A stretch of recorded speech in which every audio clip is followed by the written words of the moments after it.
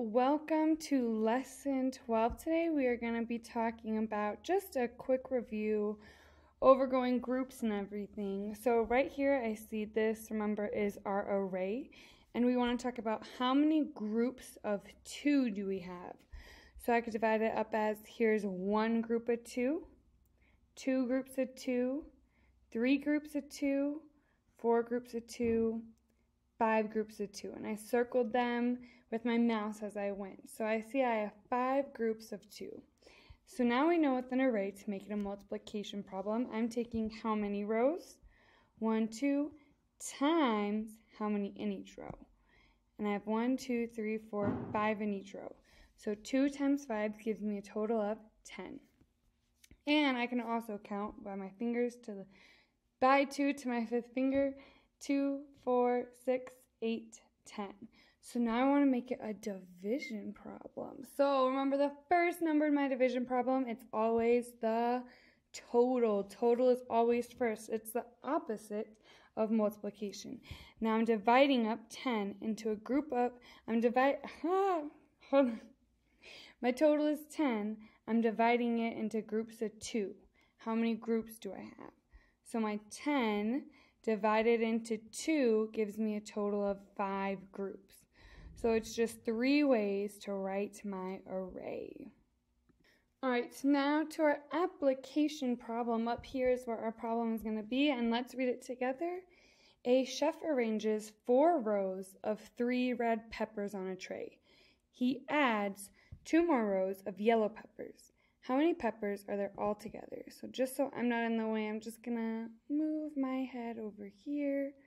All right, so the first thing I see is I have my 4 rows of 3 red bell peppers. And then I have my 2 more of 3 rows of yellow. So let's see what our multiplication equation is going to look like for these. So as we can see, for my red bell peppers, I have 4 rows times how many in each row, times 3. For my yellow ones, I have 2 rows times how many in each row, again, 3. But I want to figure out how many there are all together. So this is when we're taking 2 arrays and we're going to add them into 1. If I look at it, I could say 6 rows times 3. But we're not really there yet with our 6 times 3, so let's keep them separate so they're easier multiplication problems. So I'm going to scroll my box down. Okay, so here we go. Here are my red bell peppers, my 4 times 3, and here are my yellow bell peppers, my 2 times 3. So now I want to add them together. I'm taking one array in parentheses because I need to solve that first, plus my other array. So let's solve my 4 times 3. I'm drawing my arrows to remember always to keep them down so I know it all has to go to the next line. So my 4 times 3 gives me 12, plus my 2 times 3, which gives me 6, equals a total of 18 peppers. And remember, we have to label our answers, because if I just said 18, I could be talking about 18 dogs. But I have to be specific, so my 18 peppers. Alright, so now we are going over our new problem. This is going to be our last problem for today.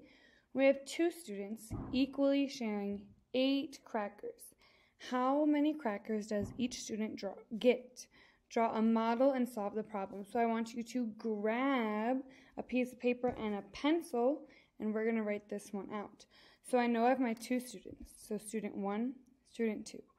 I have a total of 8 crackers, and I'm dividing it among 2 students. So I already know 8 is my total divided by 2 equals my unknown. How many crackers does each student get? So here I counted out. I went 1, 2, 3, 4, 5, 6, 7, 8. So I counted it out and gave a cracker to each student, which now gives me my total division sentence. My total of 8 cookies divided by 2 students equals 4 to each student. Or we can also write it like this. We've been working on writing our division sentences 2 ways. I could say 8 students divided by 4 equals 2. Remember, we can always switch these two numbers, but our first number in our division sentence, our 8, our total, will never flip. It has to be the first one, but the other two can switch out. All right, and that is it for today. Have a good rest of your day. Your homework will be posted on Edmodo. All right, thank you.